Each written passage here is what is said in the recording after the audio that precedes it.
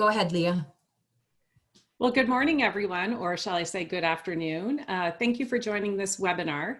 I'm delighted to bring together a panel today to discuss the ways that we can begin to incorporate biodiversity into business decision-making, and we're going to dig into the structure and value of partnerships between academia and non-academic organizations, specifically organizations with whom we partner as the Center for Biodiversity Outcomes. I am the director of Center for Biodiversity Outcomes, and I'm also a professor in the School of Life Sciences. And I'm delighted to introduce this wonderful panel. We will hear first from Laura McConnell, who will share experiences from Bayer, working in the agricultural realm. We will then hear from Christian, who is with EPRI, Electric Power Research Institute, and explore ways that the electric power industry can actually make its part in conserving biodiversity or mitigating biodiversity loss. We will then hear from Frank Hawkins, who is the director for the IUCN North America, to discuss some work that is being done to bring together industry, NGOs, and academia to better measure industry contributions to achieving things like the Sustainable Development Goals. And then finally, we will hear from Chris Barton, who is a fellow in the ASU President's Office and also a PhD student in ASU School for the Future of Innovation in Society. So thank you all for joining us. I'm just going to check with Suzanne and Anai to see if there are any logistical announcements that need to be made before we launch right in. Thank you, Leah. Just a brief announcement: when we get to the Q&A session, participants will have a chance to raise their virtual hand, and then we will unmute your microphone so you have a chance to ask your question. And then you raise your virtual hand by going to the participants icon at the bottom on the menu bar, and then you will see a panel to your right. At the bottom, you'll see the option to raise your hand. If we have any issues with sound, unfortunately, we're going to have to skip to the next question. And we're here if you have any questions. Thank you. Thank you so much, Anai. Can you all see my screen? Okay, well, I made my introductions to the panel before showing this slide, but now you see pictures of who you're seeing pictures of. Before I hand this over, I am going to lay the groundwork a little. Specifically, what I want to do is talk about why biodiversity conservation makes good business sense. And I'm sure you've heard recently that we are, in fact, facing an unprecedented geological era where we've never seen such high extinction rates. So if you look at this map here, there are very few. This is a heat map showing, high impact, both in marine and terrestrial systems. There really are very few places left on the planet that are not impacted by humans. And across different taxonomic groups, ranging from birds to mammals, to amphibians, to plants, we're seeing unprecedented rates of extinction. And this extinction is due to human activity. I had the pleasure of serving as a lead author on the IPBES report. It was a UN Global Assessment for Biodiversity and Ecosystem Services. And in this assessment, we addressed a number of key issues related to the status of biodiversity listed here. What is the status? How does nature contribute to the UN Sustainable Development Goals? What are the plausible futures between now and 2050? What pathways and policy interventions can lead to sustainable futures? And what are the options available to decision makers? So the upshot of 3 years of work and hundreds of authors is that things are not looking very good. Life on Earth is deteriorating at a fast pace across all indicators. the global state of biodiversity is decreasing. In fact, as I mentioned, we are experiencing this unprecedented rate of extinction, and that is higher than any other time in human history. With respect to the Sustainable Development Goals, those goals that are most impacted by biodiversity listed here, selected Sustainable Development Goals, ranging from poverty to clean water and sanitation, climate action. There were no targets within each of these goals that were positive. So we're not doing a very good job at moving towards achieving these global goals. So that sort of lays the foundation for the problem.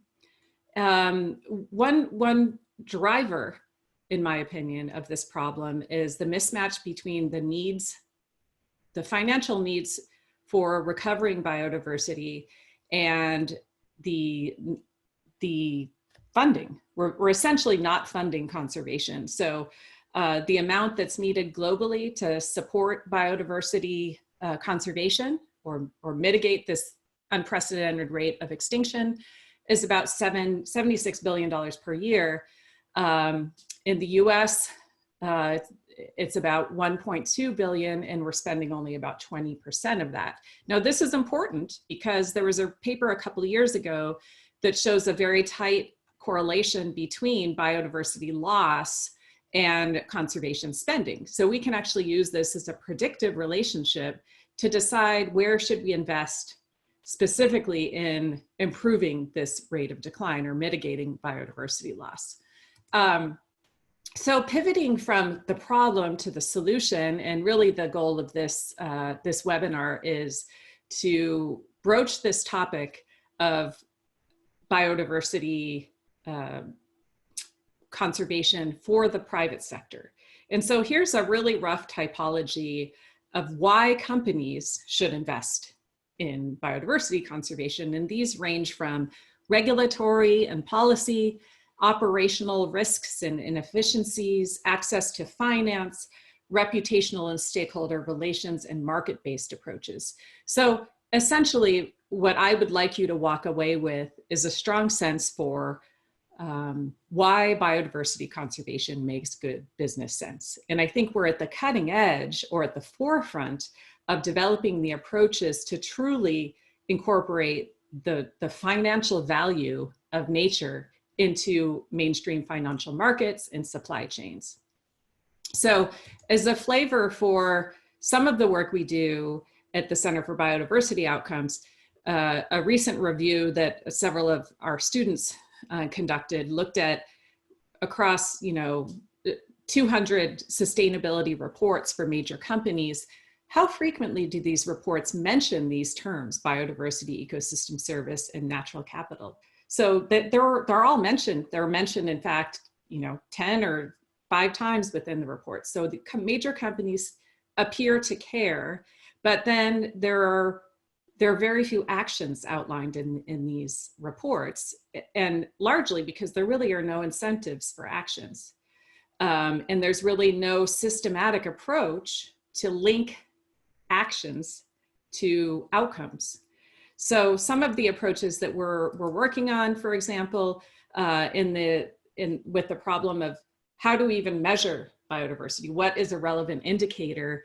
We bring decision science to work with companies to outline what is the business context, what are the goals, what are the different actions or management actions that we can take. We then can develop the relevant indicators, implement, monitor, and adapt and refine. So this is essentially taking what we call structured decision-making and bringing it into the business context. Now, to zoom in on a piece of that, under the monitoring and evaluation part of this cycle, here's an example of something we're working on with respect to measuring either a country or a company's impact on reporting on how are they contributing to the Sustainable Development Goals. So you might have a landscape plus funding the question is, what do we do? Well, in conservation, we have not done a very good job in linking empirical data on what works to actual decisions or actions. So we might choose an action, and in choosing the action, we compile data on the costs and benefits of what works and what doesn't work to choose the action that most likely contributes to the objectives. And then we bring this back to decision makers to deliberate and weigh these options. So that's just a real quick flavor for the type of approach that we take. And throughout this panel, you're going to hear much more detail on the actual types of work we're doing. And I hope to have plenty of time for discussion with the audience. So with that, I am going to stop sharing. And I would love to invite Laura McConnell from Bayer to share her insights and experience in private sector partnerships with academia and what can be achieved in such partnerships. So I will pass it over to Laura. All right, thanks, Leah. So I will share my screen and my slides. So thanks so much, Leah, for inviting me to be part of this panel. I am really honored to be here today and join in this excellent discussion, which is so important for our planet and for our everyday lives, actually. I just thought I would give you a little bit of background about myself and my career, just to give you an idea where I'm coming from. I did my graduate work at University of South Carolina and looked at persistent organic pollutants in large lakes, like the Great Lakes. And then I moved to the USDA Agricultural Research Service, where I did work on conservation practices to mitigate pollutant transport and provide ecosystem services. And so in 2013, I took a leap and went to Bayer and started working and understanding how the pesticide industry and crop protection industry works and how it's regulated and how it generates very large data sets which get submitted to regulators that govern their use in the environment. And now I'm in a new role on engaging on regulatory issues with universities and scientific societies. And so that just gives you a little bit of background for me. But I did want to mention what an issue that Leah was bringing up is that companies really do see the need for commitments to protecting biodiversity, and not just biodiversity, but reducing the effects of climate change, especially, which will then also reduce pressure on biodiversity loss. And so I just want to mention some commitments that Bayer Crop Science, the part of Bayer that I work for, has made specifically, and that is to reduce environmental impact of crop protection by 30% by 2030, to reduce greenhouse gas emissions produced by our key crops in major markets by 30%, and to empower 100 million smallholder farmers to providing them with access to sustainable agricultural solutions. And so you may say, well, how do you even go about doing that? And that is really a challenge, to actually measure these reductions in a meaningful way. In that way, we have to work with farmers, with stakeholders, with universities, and see, can we really accomplish this? There's not another industry out there, I think, that can have more impact on biodiversity than agriculture. And what we know in working with farmers is that if you make something economically beneficial for them, if they can see the benefit, and also if they can see the benefit to their farm of protecting biodiversity, then it becomes built in to their everyday operations. And that works much better than having to impose regulations on farmers that it's, you know, it's very difficult from farm to farm to implement certain types of regulations. And so I think, you know, these types of commitments require significant innovation. Our company has a lot of innovative scientists working, but we need partnerships with people like Leah in your center to bring additional innovation to our thinking. And so that's one of the reasons why we've partnered with ASU. And so just, you know, thinking a little bit more about this, you know, what is the value of these industry academic partnerships? And so, you know, our company has a huge number of partnerships that have been established with various organizations, but working with ASU, we can definitely extend the reach and visibility of this work. And so I think both sides receive, you know, benefit from these collaborations. And the other part of it is that our university partners can really give us honest feedback and rigorous scientific review on what we're doing. We need that. And, you know, trust is built over time. You can't start from zero when you're tackling a big problem like biodiversity. And so you have to build up trust over time on both sides. And, you know, I can see the potential for a lot of benefit from this collaboration. So, you know, in addition, we want to interact with talented students. And so this is another benefit of those types of partnerships. So, you know, the current project that we are working with ASU is, you know, how do we balance the need for food production, which everyone agrees that's one of the sustainable development goals is nutrition and food for everyone.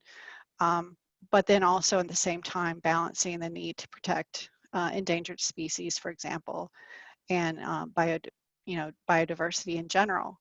And so you have to balance these things, and how do you make the decision on what direction to go? And so this is where the decision science comes into play. And so we really do appreciate the expertise that ASU Center for Biodiversity Outcomes has brought to this effort. So glad to be here today, and look forward to the Q&A at the end. Thank you so much, Laura, for those excellent insights. Much appreciated. And if it's okay with all, I'd like to continue and then hold questions for our panel discussion at the end. So next, I would like to introduce Christian Newman with the Electric Power Research Unit. Christian, it's all yours. Thank you. All right. Can everybody hear me okay? All right, good. Sorry, there we go. All right, and let me, I'm going to share my screen. Get this thing going. I want to go with screen 2. Bear with me, I'm almost there. Are we? How does that look? Does that look okay? No, we cannot see the screen yet. If you go to the bottom, do you see the green button that says share screen? Yep, hold on. Okay. I thought I had done it correctly. Bear with me. Okay. Screen 2. I want screen 2. Oh, I have to hit share. All right, Perfect. now, there we go. Almost, almost. Okay, we can see it. How we go? Excellent. There we go. All right. Well, thank you so much. I really appreciate the opportunity to serve on this panel, and I speaking for EPRI, really appreciates the opportunity to work with ASU and this group. So I'm going to give a little bit of background about EPRI. So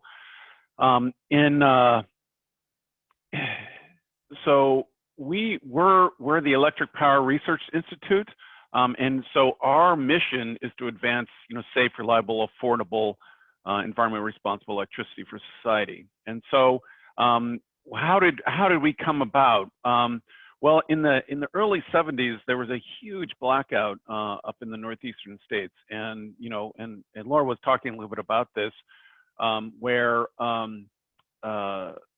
the Congress was going to come down on the electric power industry because they were not being proactive in terms of trying to do research to address primarily sort of reliability issues. And so that's where EPRI kind of sprung out of. And it's a very sort of interesting model where we're primarily funded by the electric power industry. So we have many sort of funders and member companies across the U.S. and the world.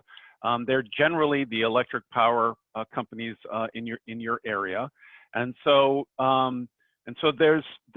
we've been able to sort of bring together all of these different sort of groups and to form a collaborative model to try to identify and then to do research for the benefit of the electric power industry, but as well as society. So we're born out of a collaborative model.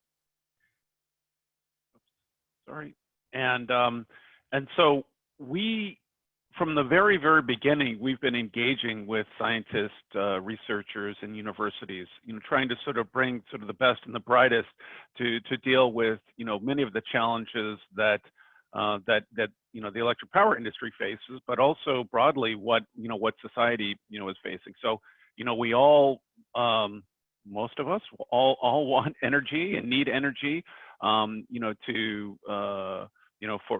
function, and so as an independent nonprofit, we are sort of leading research in those areas. And so EPRI set up there's a sector doing lots of research around sort of nuclear power, trying to sort of make it safer, better. There's another sort of sector that's focused on just generation in general. So, and again, historically, the electric power companies have been many times focused on coal. In fossil fuels, that is changing very rapidly. And so lots of the electric power companies are moving to renewables, wind and solar. But then there's also a group of utilities that are primarily focused on managing, the wires, the power delivery and utilization, basically sort of getting the power from where it's being generated to the sort of customers. And so there's many types of sort of research going on in that. And then obviously across all of that, there are the questions and issues around environmental sort of impacts and potential sort of benefits from some of these energy choices. And so there's a lot going on with EPRI. We're a very big organization. And so, yeah, and I touched on this already, that we are set up to be a collaborative group focused on trying to create sort of solutions for our sector as well as society. So again, EPRI is a really big organization. I fall within generally this sort of environment group that's kind of strategically placed across all of those other sectors. And then even within that large organization, I'm within a program a group called Sustainability and Ecosystem Stewardship. And so there are 3 programs that, again, the electric power companies put their dollars in to fund research in. And so one is ecosystem risk and resiliency, and that right now is focused a lot on sort of water issues, water risk, climate change, trying to understand how companies can plan for and look forward in terms of managing those kind of risks. And then there's species, which is my program I'll talk about in just a second. But then, you know, in the last 3-4 years, there's one of the biggest and fastest sort of growing programs within EPRI is around strategic sustainability science. And so, you know, I think that, you know, broadly within, you know, companies, there's more and more sort of focus on that. And where in my program, you know, which is a lot of really is sort of driven, sort of created to respond to, you know, regulations. You know, I think there's a broad recognition that that a lot of the drivers now, there are some regulatory drivers, but a lot of it actually has to do with sort of making sure that responding to shareholders and to other sort of societal drivers. And so that's there's a big sort of change in shift in some of the ways in some of the drivers for research. And so my program is very focused on species, and so we break my program up into what I call 3 pillars. So one is, you know, we have to have a better understanding of the species that maybe are not regulated now, and trying to sort of focus on, well, what can we do and what research is needed to better understand those species, to make a better assessment as to whether they may or may not be listed, but then also to be more proactive in terms of trying to, you know, find ways that we can do voluntary conservation actions so that we can keep those species from being listed. But then once a species is listed, then, you know, there's a lot of challenges for companies in terms of complying with the Endangered Species Act. And so many times that comes down to, you know, how can you sort of minimize and mitigate for those effects? And so, you know, we're doing research in that area. And oftentimes a lot of those ways that we can sort of mitigate and avoid and minimize is using different technologies. And so, you know, some, you know, good examples would be, you know, like in the wind industry, we're doing research to try to reduce the impact from birds and bats from, you know, on wind turbines, you know, technology, deterrence, trying to predict when the birds and bats are going to be there. So there's a lot of, EPRI has a long history of using technology to try to sort of address, you know, some of those issues. And then, you know, a key component of it is also trying to sort of reach out to academia and other researchers and other industries, because we face common challenges, and a lot of the solutions that that are sort of needed broadly for species are the solutions that we can all, you know, use together. So that basically is a summary of my program. And so why are we working with ASU? Well, Leah and her group, I mean, they're some of the leading researchers around sort of biodiversity, around some of these species issues. Specifically, you know, what caught our eye was some of the research that they were sort of doing about trying to better understand costs. And so, you know, one of the things that we have found, you know, with our members and with our industry, there's really not a good handle on how much is being spent, you know, on endangered species, and also potential, you know, by understanding some of that, you know, what would be some of the trade-offs of, hey, well, let's invest in this kind of conservation actions now in order to potentially sort of minimize, you know, some of the other effects, you know, downstream. And so, you know, but oftentimes when you think about, you know, voluntary conservation actions or even kind of making decisions, you know, and it's really hard for these companies to justify it without, you know, unfortunately having to justify it to sort of upper management. And a lot of that comes down to costs. And so we are really trying to sort of better understand what the costs are around endangered species. And ultimately, you know, can we translate those risks that these companies are facing into cost? And so we launched a project with ASU 2 years ago, and we're really excited about it, where we're trying to sort of, one, at the base level, trying to characterize what the costs are, but then ultimately, you know, I think that we're going to be able to get to the point where we're going to be able to sort of look at sort of the trade-offs of different costs. And so we are right now in the process of mining what we call habitat conservation plans, which is the type of permitting mechanisms for endangered species. And we're finding a treasure trove of sort of data and information within that. And so, you know, this is a conceptual framework of how we're starting to sort of look at these costs. And so, you know, an asset or a project, you know, has a life. And so there are potential sort of endangered species costs all throughout sort of the life of that project. And so we're trying to characterize what those are, partly so that we can have a better understanding, and so we can make sort of better decisions. But ultimately, there may be some opportunities for, enhanced sort of conservation actions instead of spending money in a certain way. And so recently, we were looking at some data, and we found that, there's within sort of these habitat conservation plans, we're finding that within some of the industries that more is being spent on monitoring in order to comply with the Endangered Species Act than is actually being spent, on mitigation measures, on compensatory sort of mitigation. And again, there are drivers why we have to sort of do the monitoring, but without sort of having an understanding of those costs, we can't really we're now in a position we could say, well, is that much monitoring really needed? Would we rather sort of take that money and spend it, on trying to address some of these conservation actions? So anyway, so we're really excited about working with ASU, and they're going to continue our engagement, going forward. So thank you.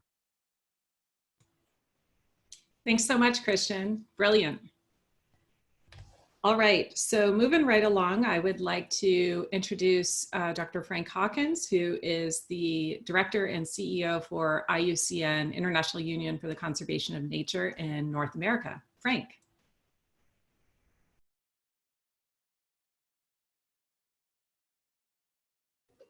Thank you very much, Leah. Very good to be with you all. I hope you can hear me okay. Sorry, Frank, you're showing your email, not the PowerPoint. Beg your pardon. Well, you don't want to see that.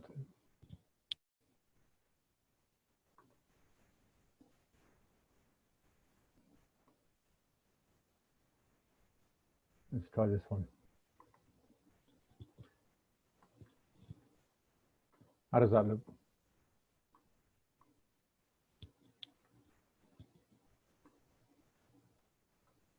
Is that better?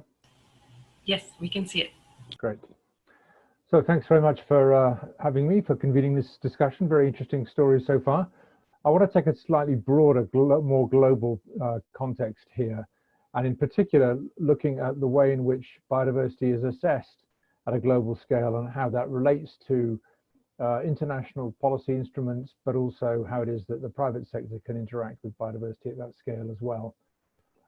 So I'm the director of the IUCN Office for North America. IUCN is the International Union for the Conservation of Nature. That's a union that encompasses about 1,400 conservation NGOs, including all the ones you know and love. And of course, the Center for Biodiversity Outcomes is also a member.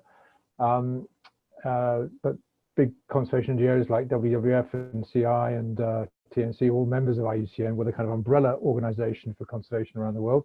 But we also have about 90 countries as members as well. So IUCN is a good framework, a good structure within which you can discuss these higher level policy issues, and also look at how it is that the global standards for biodiversity data collection and management can be translated into tools that the membership and the private sector can then use.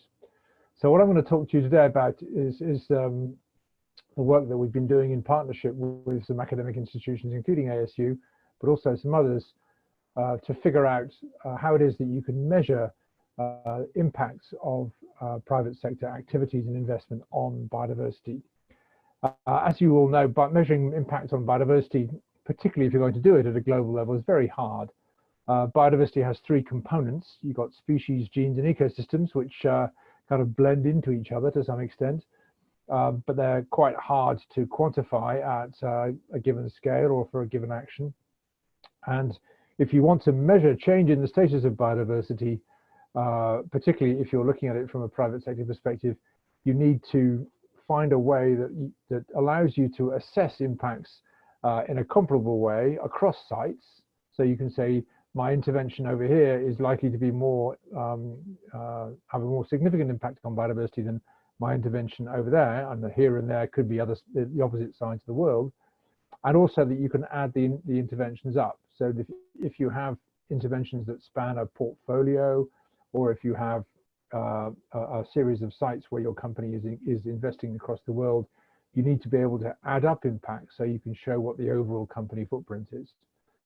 That means that you have to use existing data. You can't go out and collect data about global biodiversity because it's just too complicated. There's lots of people who've been working on the collection of biodiversity data for hundreds of years, and you need to base your metrics on that. And then you have to find a way to assess the impact of your actions at the speed at which you make decisions about investment. That is to say, over relatively short time periods, a year or so, even less. That's a really big challenge, and that's the one we've been wrestling with for a bit.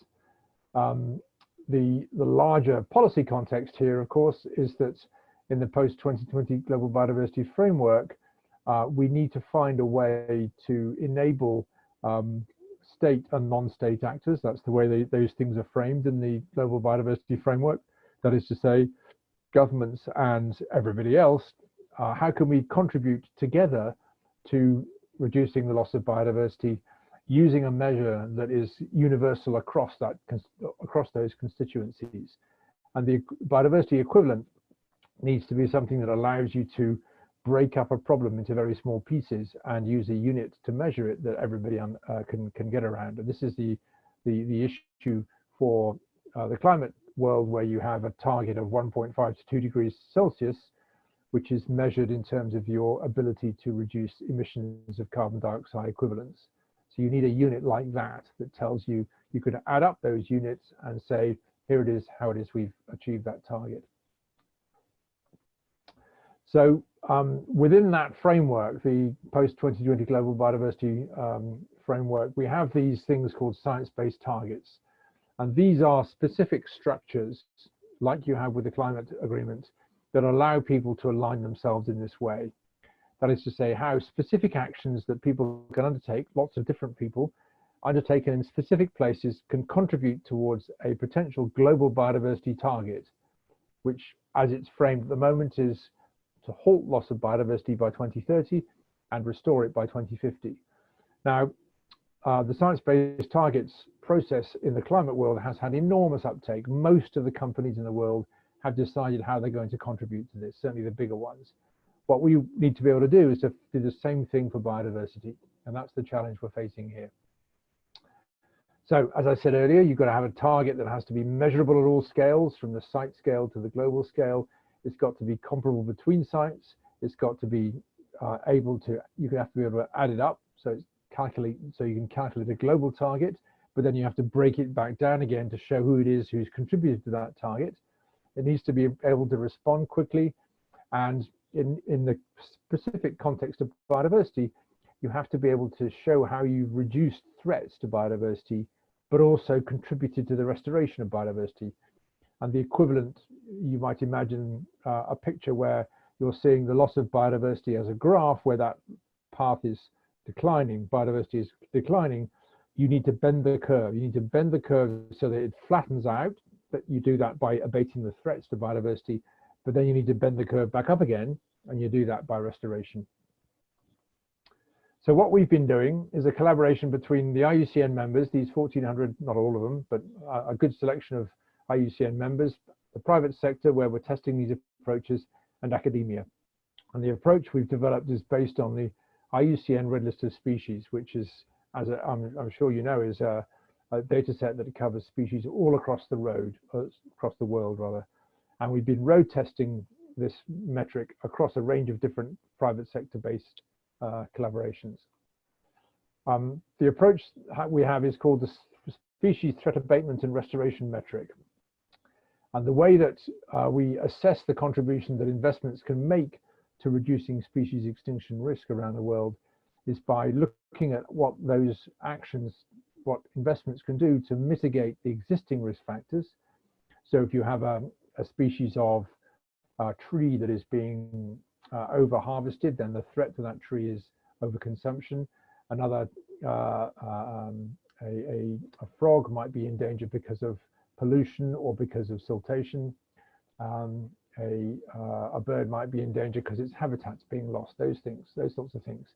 And then you can also assess what kind of extinction risk you can reduce by restoring habitats, such as by, for instance, what's happened with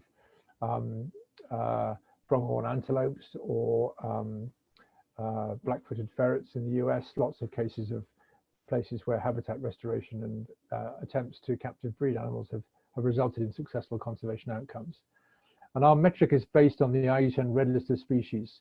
There are about 100,000 species around the world that have been assessed for risk of extinction by about 20,000 scientists. And what we do is we calculate a value for a particular site using the species that occur in that site and the threats that apply to it. And what we do is we assess the changes in the threats that are leading to changes in risk of extinction and show how those changes can be positive or negative. Therefore, we can satisfy the conditions that we laid out earlier.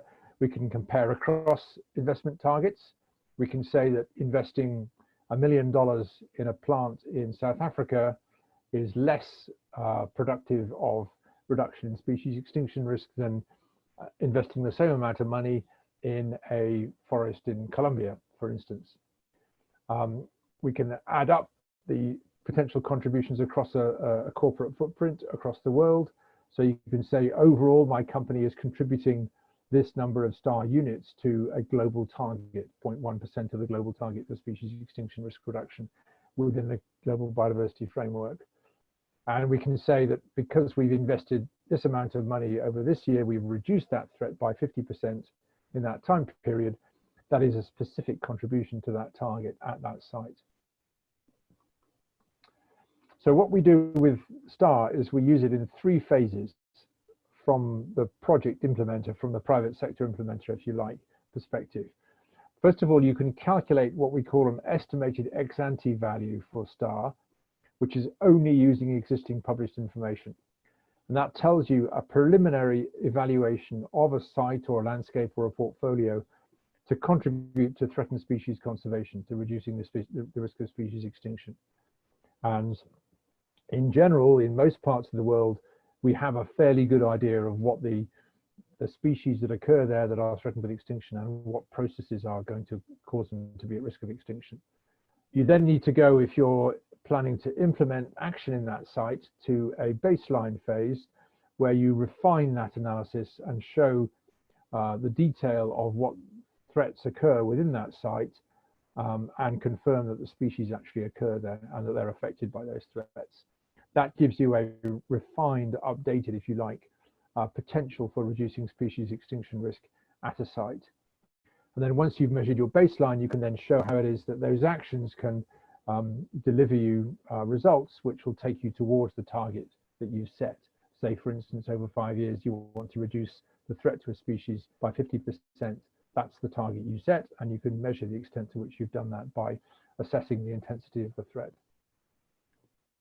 The specific collaborations we have within this are particularly with the University of Newcastle, who are leading the Biodiversity Post-2020 Task Force of the IUCN Species Survival Commission, who are developing the methodology, helping us publish the paper, and also working on road testing with a number of companies.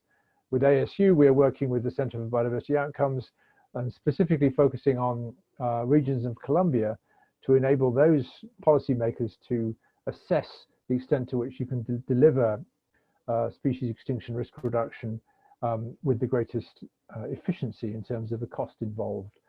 And then with Cornell University, we're applying STAR to show how it is that the finance sector can demonstrate, if you like, a non-financial return on investment by using STAR as a measure of that. So for country level, we're running a demonstration case, a test, using with support from the French government with a project called Biodev 2030, where 15 countries around the world are looking at formulating a target for them and companies that live within that, that work within that country, to deliver model outcomes for the post-2020 biodiversity framework. That is to say, model, I mean that they are ideas of how it is that the company could, the country can formulate a target for the post-2020 framework, and then have companies contribute to it based on their changes in the way they operate within the country. We're doing other road tests at the company level with biodiversity impacts on individual projects. I'll come back to an example in just a second. Looking at commodity sourcing across the fashion industry, looking at specific production practices. So for how it is you can adjust cattle ranching in South America to reduce extinction risk issues. And then looking at ways in which you can adjust threats within production areas to reduce impacts on species. And for finance sector companies, private sector, we're looking at how it is that asset managers can assess their portfolio risk by looking at the companies they invest in and the sectors they invest in and what their dependencies and risks are in terms of biodiversity impacts. So those are the main areas that we're working with STAR at the company level. A very quick look at a site level. This is a sustainable rubber plantation in Indonesia, in Sumatra. And you see the black line here is the edge of the rubber concession. The dotted line is a national park. And the orange area is the area where you can invest most effectively to reduce threats to species extinction, mostly to do with things like forest animals, monkeys, and birds that occur on the edge of the protected area, but also in parts of the concession. And the blue areas are areas where you can invest in restoring forests that will improve the habitat for those threatened species and make it more likely that they will survive, they won't go extinct. Right over in the left-hand side, you can see an area which is bright red where you have a very, very localized bat actually that lives in that area of forest only. That's its entire world distribution, that little patch of forest there, where you can really contribute very substantially to reducing species extinction risk by reducing threats to that species in particular. So this is a level of precision you can get to using STAR that will enable a particular company to focus actions at the site scale, but at the same time show it is how they can contribute to global targets. So that's the end of that little global discourse. We have a paper describing the approach and the methodology that'll be coming out in Nature, Ecology and Evolution, I hope in the next couple of months. Thanks so much, Frank. That was really interesting.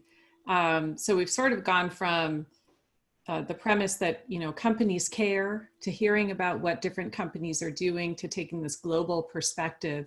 And our last talk will be Chris Barton, who's going to talk to us about the process of knowledge production to knowledge outcomes, and how do we cultivate this to achieve the outcomes that we're aspiring to achieve. So Chris. Thanks, Leah. Just let me share my screen here. Can you all see that? Cool. So my name's Chris. I am a fairly recent addition to CBO. My background is actually in international business and sustainability, but I'm currently getting my PhD in global development, kind of focusing on this intersection of private industry and public service outcomes such as biodiversity, protection, development, sustainability. And I want to talk a little bit about the model that CBO is taking to these sorts of partnerships moving forward. So our theory of change is kind of based around this idea of knowledge co-production, which is an idea that has a lot of background. And down there in the corner, you can see a citation that has a lot of info on it. But the idea here is that knowledge is created in collaboration. And there's a couple of really important points here that I want to bring out before we move forward. The first is that inherent in the idea of knowledge co-production is that there's no hierarchy between the partners working together. It's not that science is more important and should inform business or the other way around, but it's a recognition that both science and business constantly shape and influence each other. It's this constant process of one influencing the other back and forth. Co-production is more than translation. It's not that knowledge flows from one sphere, such as academia, into another, such as the business world, or vice versa. It's actually that the knowledge is created in collaboration, in the overlap between the spheres. And we recognize that there are many sources of knowledge, and the way that we understand the world is not necessarily the way that other people understand the world. And the goal is to combine perspectives, not to replace one perspective with another. And so what this kind of all comes down to the actionable point here is collaboration in knowledge production. So collaboration in identifying problems that we want to look at, identifying the methods of how we want to approach them, collaboration in approaching the problems, and collaboration in implementing the outcomes and the knowledge that we generate. So CBO is focused broadly on kind of 4 outcomes, and I want to talk really briefly about how we look at them and some of the work that we're doing in each of these areas. So the first is what we're calling actionable knowledge. And the issue here is that scientific knowledge can be difficult to find, understand, and use for those who are not part of the scientific community. And so what we're trying to do is create co-produced knowledge that's actionable, accessible, and useful to everyone, regardless of whether or not they've got a scientific background or not. So some of our current work is looking at what individual and institutional best practices are for creating this type of knowledge. And we actually have a paper about to come out in Conservation Science and Practice highlighting exactly this, where we identify a couple of best practices for organizations and a couple of best practices for individuals that together can lead to certain actionable science outcomes and make sure that the knowledge actually gets used. So our second outcome is harmonized tools. And so the issue here is that decision-making tools used in business and decision-making tools used in conservation can suggest contradictory actions. So the goal here is to build tools that integrate business needs with conservation needs. And the STAR framework that Frank was talking about definitely fits into this category. But another thing that we're looking at is how we can enhance business tools that are already in use with insights from conservation to make sure that they do serve both of those outcomes and don't lead to this conflict between conservation and business. An example of this is we took the Porter's 5 forces analysis, which is kind of just like a classic business school theory. And it's a theory about what forces determine why some industries are more profitable than others. So we took that framework, which is already in use in the business world, and added biodiversity into it. Right? So what we have here is the forces, the ways that biodiversity can influence the profitability of a particular business. And I should point out that all of these, if you want to reach out to us later, I'll be happy to send you any of this content so you can look at it more in depth. So our third outcome here is harmonized metrics. So businesses and conservation people value the natural world differently. And so what we're trying to do is develop metrics and valuation methods that capture both business outcomes and conservation outcomes so that we can be speaking the same language. And so some of this work is like, how can businesses develop biodiversity metrics that can be integrated into their operations and aren't just external? And Leah already discussed this earlier, but this is from another article that she has out, which essentially gives a process by which a business can develop metrics, biodiversity metrics that are unique to it and unique to its operations. And so it can be operationalized and brought into the way that the business makes decisions very easily. And our final outcome is effective partnerships. I mean, the theme of this whole talk is about how partnerships between business and academia can be really productive, but we also recognize that they have pretty unique challenges. So we're kind of building on our experience here to develop a toolbox which can be used to create and maintain these sorts of effective and sustainable partnerships. And we want to make sure that the partnerships remain beneficial to both partners. So this one doesn't have quite as cool of a graphic as the other ones we talked about, but we've developed what we're calling a knowledge partnership scorecard, which is a set of 144 metrics about what makes a successful partnership. And it can be used as a framework for when establishing partnerships, as a diagnostic tool for existing partnerships, and as a benchmarking tool if you want to assess different partnerships or compare different partnerships. We're currently beta testing it at ASU, and it's also available for any other institutions who are interested through the University Design Institute, which is part of ASU. So finally, I want to point out that this all only works, co-production of knowledge only works if there's people we're co-producing with. And CBO is really dedicated to building mutually beneficial partnerships with industry. And, you know, so we're always looking for new partners. If somebody in the audience here is interested in working with us in any way, please reach out. If you're from the future and watching this as a recorded talk, the offer's still open. Please reach out. These are our emails.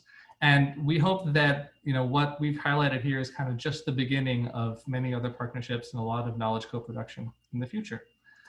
And I'm going to leave these emails up here for a second if anybody wants to jot them down, but that is the end of my talk. So I think now we're going to transition into Q&As.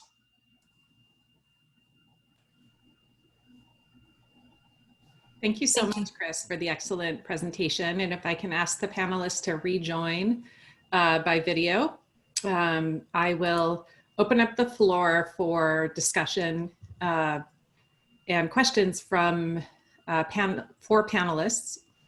I think that Chris's talk was particularly interesting because he's looking at, or one of the things we're aspiring to do with CBO is not only implement these models of co-production to achieve outcomes, but we're also studying what works and what doesn't work.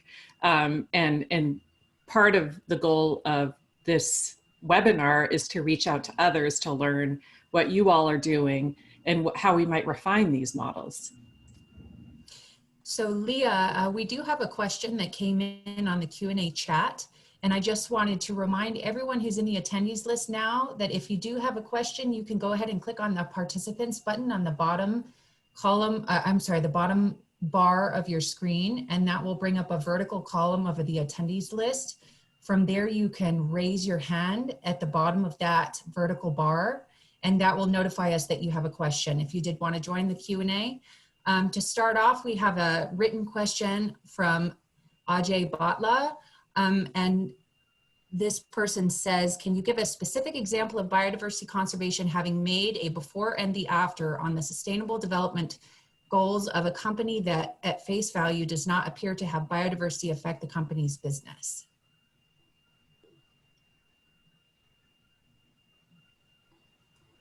Anyone want to take a stab at that? How does biodiversity conservation make good business sense?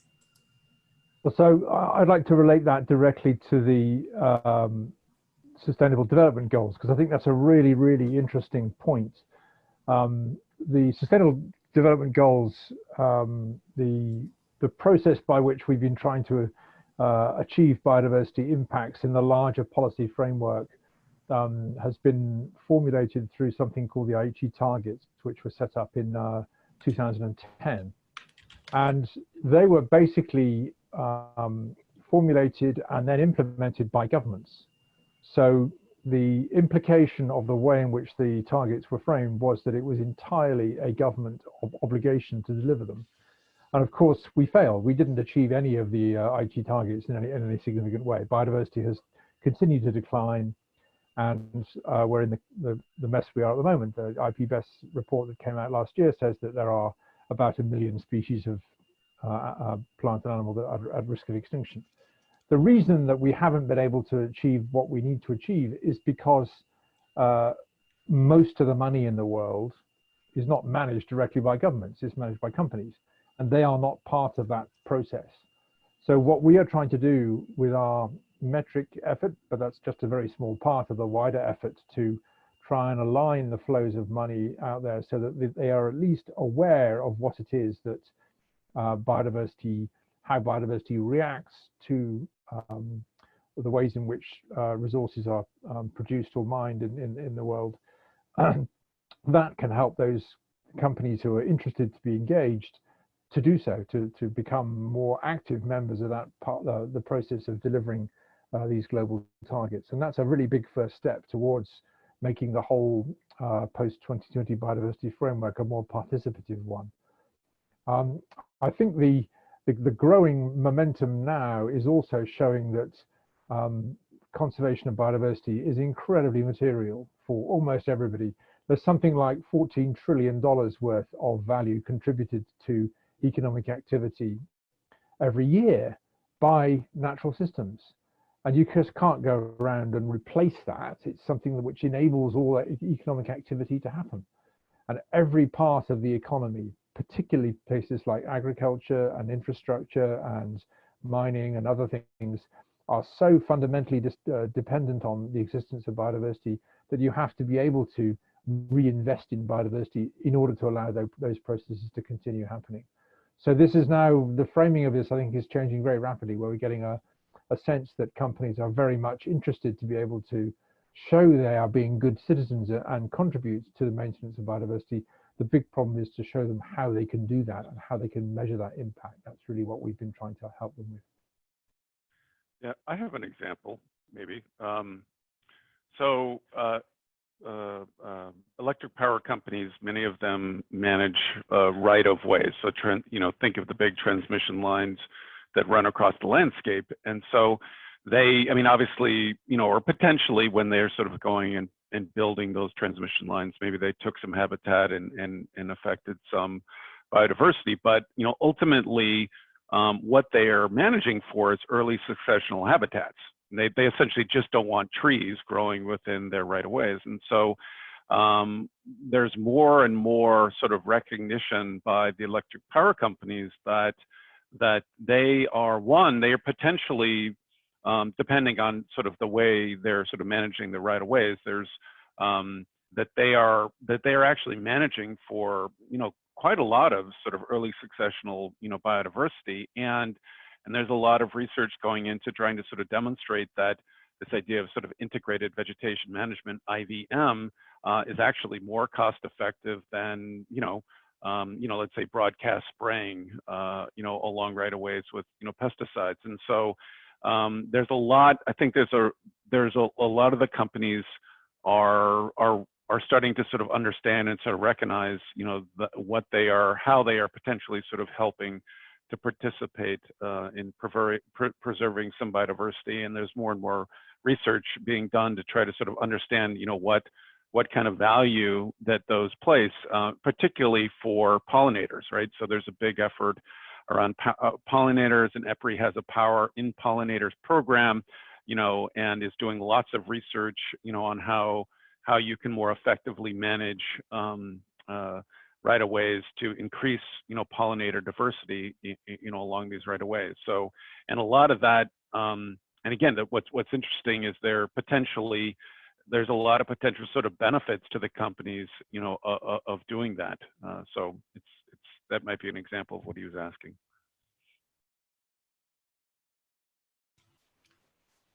Great insights. Thank you so much, Frank and Christian. Other insights on this question about what is their evidence? What is the evidence of biodiversity being of value for the business sector? Any other insights from Laura or Chris before we move on to the next question?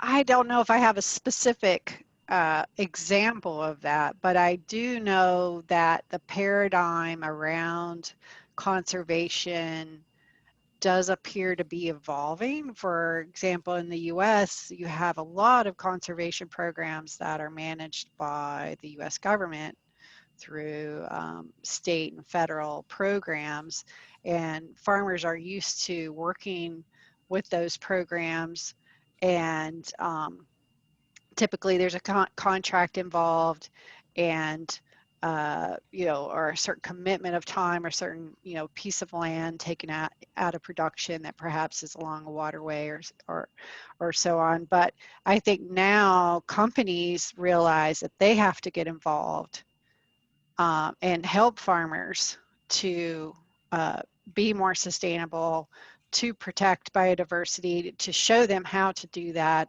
and then also provide the services to not only help them protect biodiversity, but perhaps gain some economic benefits from doing that through carbon markets or nutrient markets or these other kinds of opportunities that are rising for farmers. And I think, farmers oftentimes are viewed in a negative way in their communities. And so this is a way that, they can feel good about, what they're doing and their operation, and that farms can be areas where you have good biodiversity and you have, you know, protection of waterways and soil quality and, you know, wildlife habitat. So I think sort of changing the mentality of conservation being just something that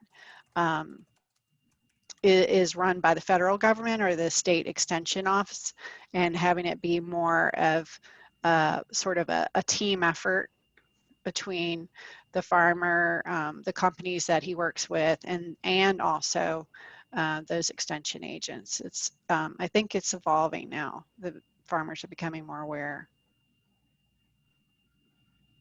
Thank you, Laura. I often say, you know, lately that, you know, given the cost figures that I showed about how much it costs globally and in the US to avert biodiversity loss or restore endangered species, recover endangered species, that funding is certainly not coming from the government these days. And I think we're going to be increasingly needing to rely on the private sector for biodiversity conservation.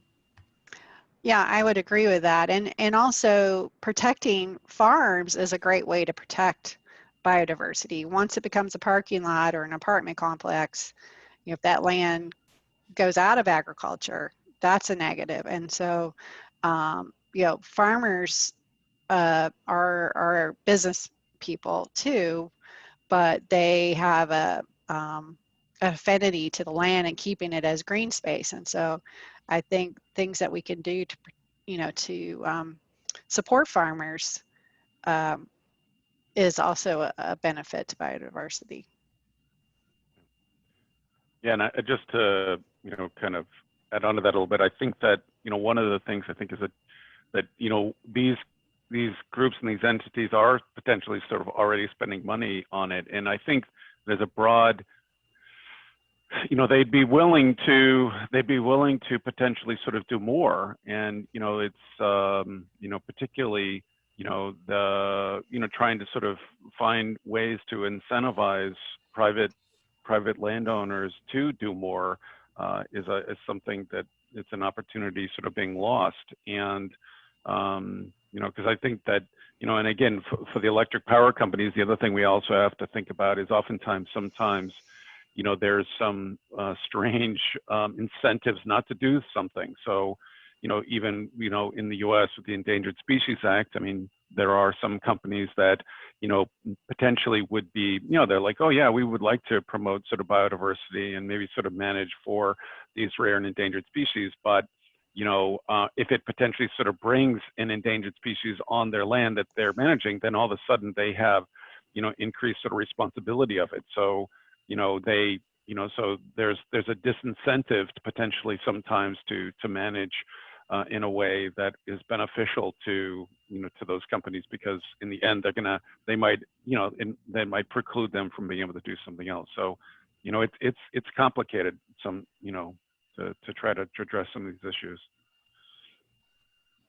I agree, it's complicated, and for the younger generations who are here with us or viewing us in the future, I think, you know, our work is cut out for us in terms of developing those incentive structures and better linking the excellent science we're doing to the decision-making world, so that there is, you know, if a company has an interest, as they say they do in these sustainability reports, well, what do they do? You know, how do they monitor? What are the indicators? How do they report? We don't really have all that dialed, and my hope is that will be our work in the next 5-10 years. I see another question. I think Suzanne is going to facilitate that. Yeah, I want to make sure we get Logan's question because I accidentally moved it to the answered column. So I want to make sure that we get his as well. Yes, actually, that's the question that I have. I have a question from Logan Franklin. And that question is, what do you find to be the biggest barriers in blending the more ecocentric ideals of biodiversity conservation and the more anthrocentric ideals of sustainability? So I think this is a very interesting question because they, I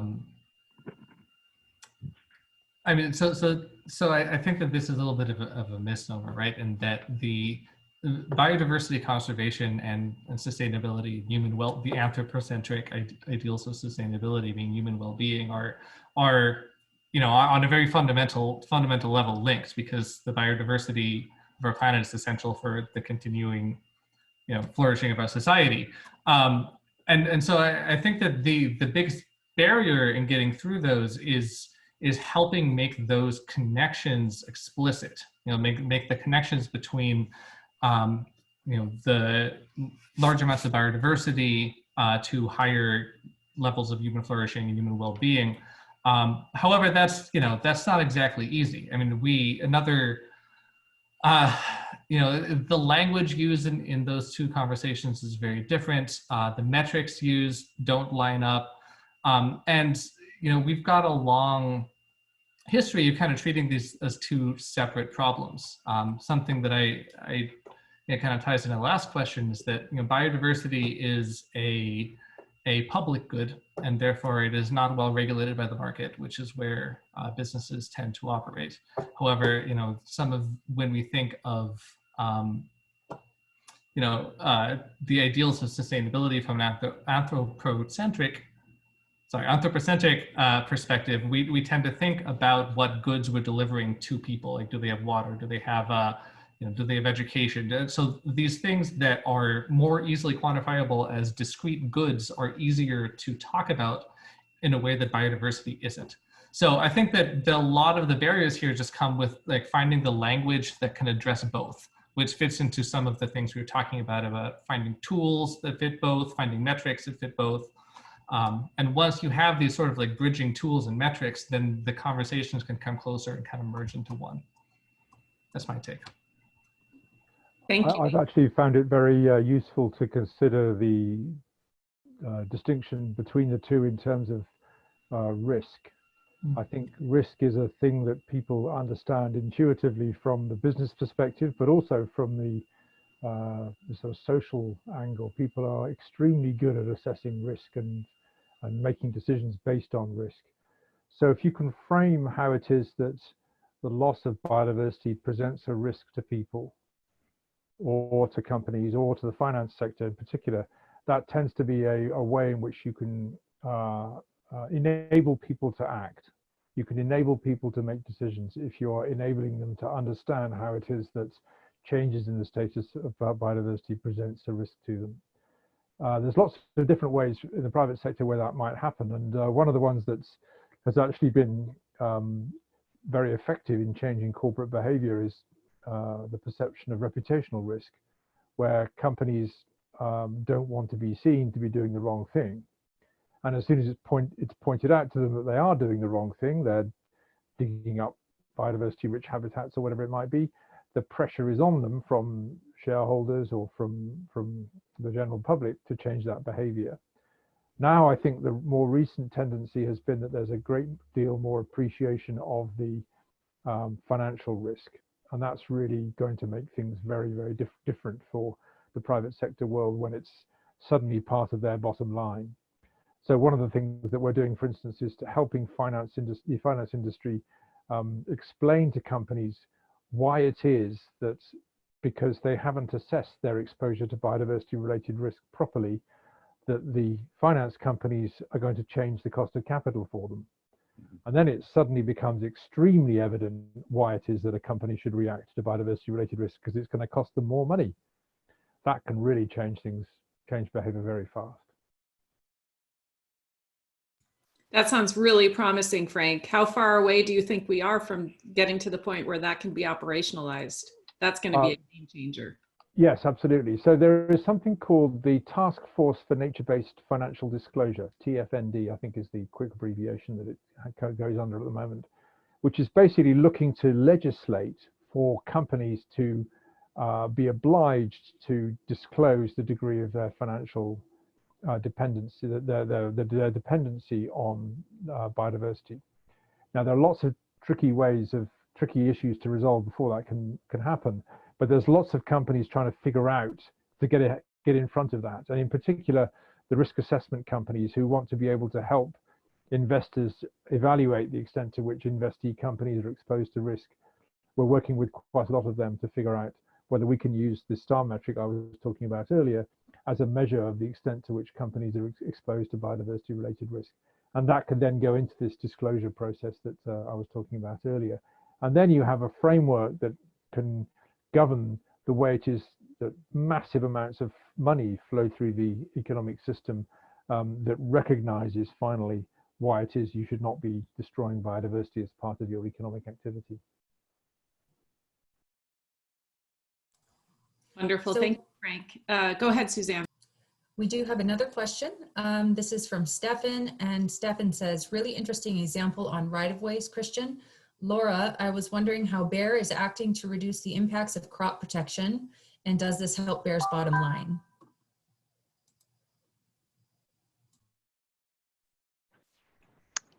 Yes, so the idea around reducing the impact of crop protection is bringing together all of the new science with respect to sustainable agriculture, and using all of the tools, precision agriculture, remote sensing, all precision applications, and the ability to be very precise in how you use crop protection, and then also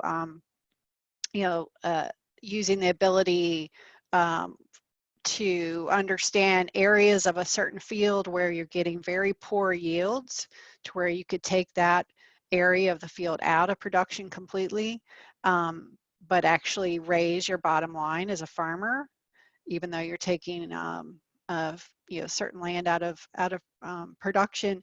That has the effect of decreasing overall usage of crop protection chemicals while maintaining yields. And so moving away from just seeing how many acres, of application of our product are we selling, but moving to more of a services model for farmers that balances their need for high yields, and also the need to protect the surrounding environments and biodiversity. And so that's how we're looking at trying to achieve these reductions.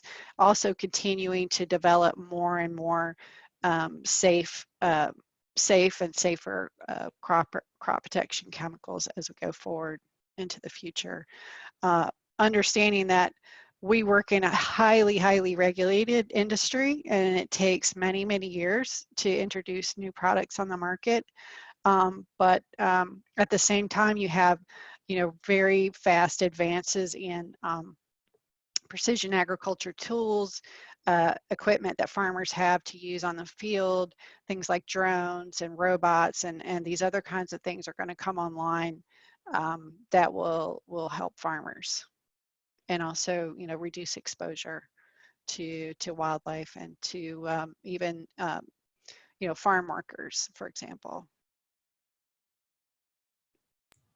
I'll have to jump in and add to that, because we're actually, CBO is actually working with Bayer on this topic particularly, and getting a handle on how to mitigate and manage risk associated with pesticides for endangered species.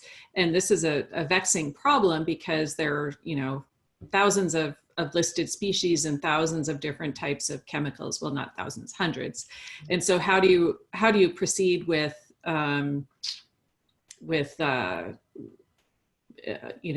permitting for pesticides when you don't have the data?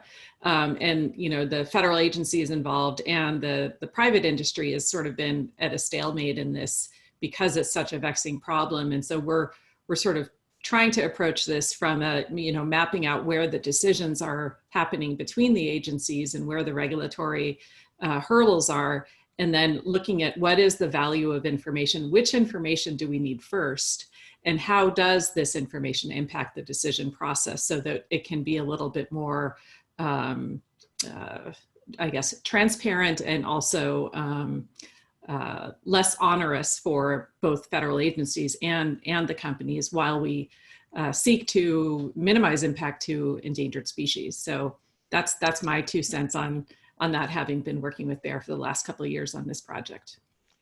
Yeah, I think giving regulators the certainty that they're protecting these endangered species, and but also giving industry a way to move forward, so they're just not in this continuous log jam and not knowing what's coming up. So I think that's the value, hopefully, to everyone in working on this project, is just finding a path forward that can be a win-win for the farmers and for the regulators and for industry, and hopefully for biodiversity and endangered species. Fantastic. I am not seeing additional questions. Did any of the panelists have input on the questions that have been raised thus far?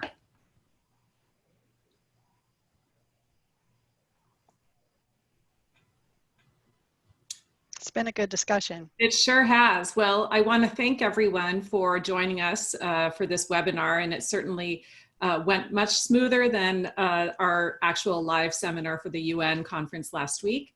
So I'm very, very grateful to the panelists for taking the time to join us today. And a special thanks to CBO's operations team, Suzanne and Anayi, for making this happen smoothly today. So be well, everyone. Take care. And hopefully this panel will trigger some inspiration on how we can better work together to achieve the biodiversity outcomes that we're all passionate about. Thank you. Thank you. Thanks, Leah. Thanks, Thank you. everybody. Thank you. Take care. Bye.